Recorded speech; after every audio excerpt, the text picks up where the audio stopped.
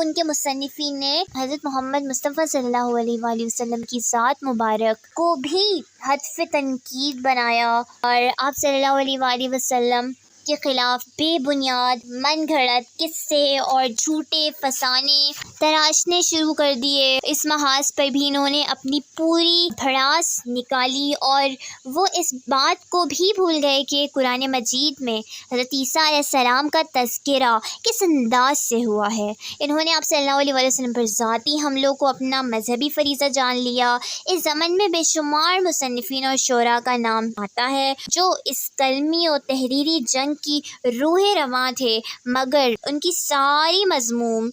کوششیں ناکام ہوئیں اور ناکام رہیں گی، اور شمع رسالت صلی اللہ علیہ وآلہ وسلم کے پروانے عشق مصطفیٰ صلی اللہ علیہ وآلہ وسلم کے دیوانے اسلام کے جان نثار بنے رہیں گے۔